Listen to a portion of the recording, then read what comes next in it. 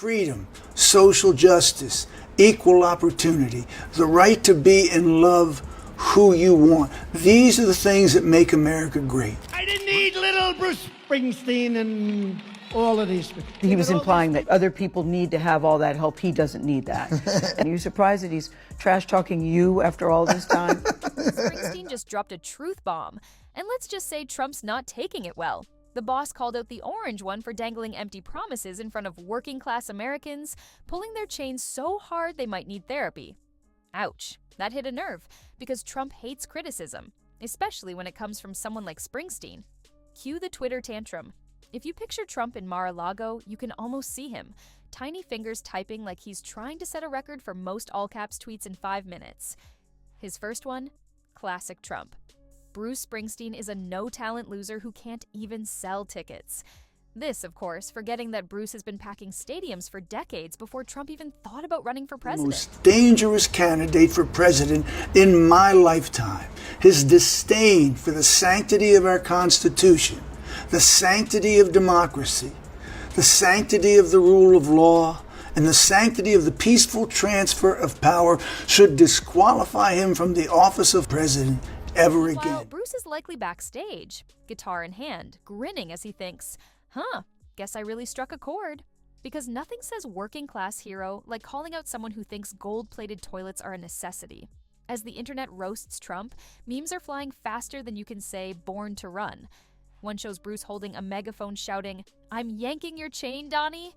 Another has Trump attempting to sing Born in the USA, only to scream, "Fake news!" Classic. This Jersey boy versus Big Apple bully battle is just getting started. Will Trump fire back with more insults, or will he misspell Springsteen as Sprungsteen? Either way, we're here for the drama. It's got more twists than a Springsteen encore.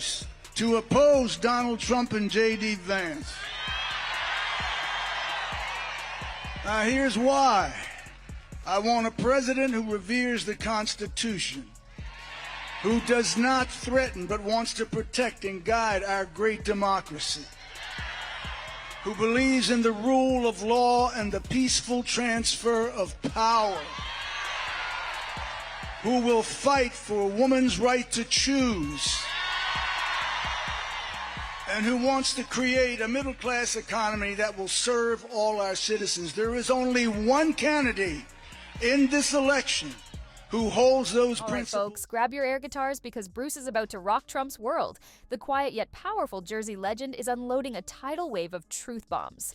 Bruce has been simmering, watching Trump parade around, promising moonshots to folks who've been working their tails off just to make ends meet. But Bruce, he's seen more BS than a rancher, and he's ready to call it out. The boss isn't buying Trump's simple fixes to complex problems. It's like trying to patch up a busted '57 Chevy with a Band-Aid and a prayer. Sure, it sounds great to desperate folks, but Bruce knows better. He's been singing about the real struggles of America's working class since Trump was just a shiny suited bad idea. Now, Springsteen is stepping up to the mic, calling Trump out for exploiting struggling workers with empty promises that are as fake as his tan.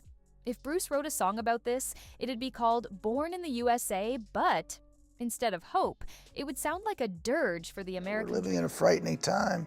The stewardship of the nation has been thrown away to somebody who doesn't have a clue as to what that means. And unfortunately, we have somebody who I feel doesn't have a grasp of the deep meaning of what it means. And he's such a flagrant, toxic narcissist that he wants to take down the entire democratic system with him if he goes. But he's such an unreflective person. And he simply has no sense of decency and no sense of While responsibility. Trump brags about being the ultimate working-class hero, Bruce is reminding us that Trump's version of hard work probably means choosing which steak knife matches his gold-plated dinnerware. Meanwhile, actual workers are still waiting for those tax cuts Trump promised. And let's not forget, Bruce has street cred. His songs are the anthem of factory floors and union halls. When Bruce talks about the working class, it's real experience. Trump? His idea of manual labor is probably pressing an elevator button in Trump Tower. As the internet roasts Trump, one thing's crystal clear. Bruce Springsteen just cranked up the volume on Trump's hypocrisy louder than a guitar solo at one of his concerts. Trust me, When the boss speaks, even Mar-a-Lago shakes. And just when you think Trump couldn't get any more sensitive, Michelle Obama steps in with her own knockout blow. Spoiler alert, Grumpy Trump is going to need some ice for that burn. Bruce saw right through Trump's act like it was made of cellophane. He's selling snake oil, and Bruce has been drinking whiskey his whole life. He ain't buying it. So, what did Bruce say to send Trump's toupee spinning? Hold on to your red caps because this is mic drop material. Bruce called Trump a flagrant, toxic narcissist. Boom. Straight for the ego. Trump probably turned an even deeper shade of orange reading that tweet, muttering to himself, "Such disrespect." Bruce didn't just throw shade, he threw the whole damn tree. He mixed up the frustration of the working class with a hefty dose of New Jersey attitude and served it up with some cold, hard truth.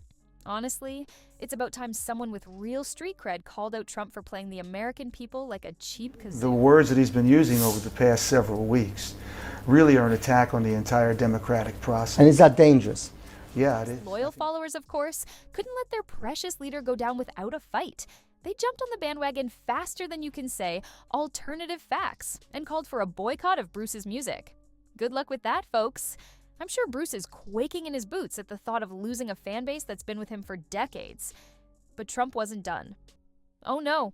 The tweets kept rolling in, each one more unhinged than the last.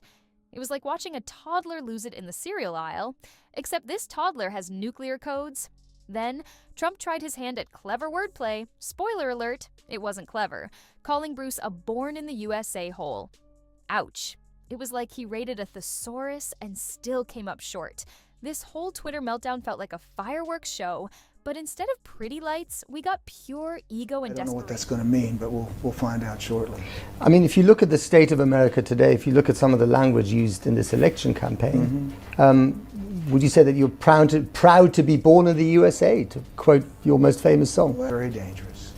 He does have a lot of people's ears, and I don't think he's going to go quietly into the, gently into the good night. I think he's going to make a big a mess as he can. Meanwhile, Bruce, ever the professional, was likely backstage, strumming his guitar and smiling, knowing he'd hit a nerve.